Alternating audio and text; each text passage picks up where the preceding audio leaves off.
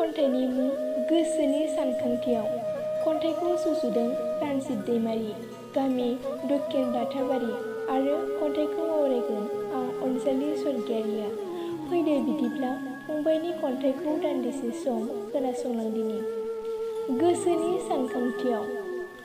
थांला माथो जोबनो दुखुआनो बे जिउ बुब्लियाव।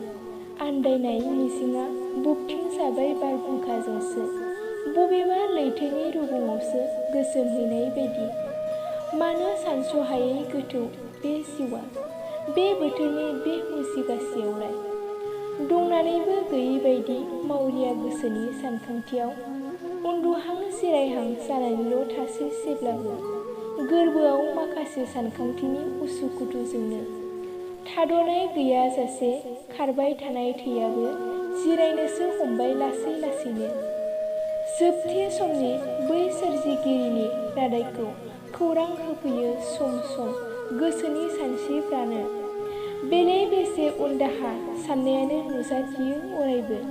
गोरबो बिखायाव थैसामखाना थानाय गोहोआ बरायो। लोगोसेनो मेगननिफ्राय थोबथिंसे मोदैनि अखा गोग्लैयो।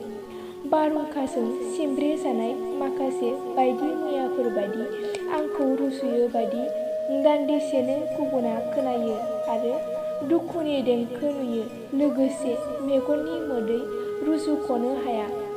मोनबो सोदोब लाना आंखौ जिउआव साननाय हनाया गासैबो थांहां फैहां आंनि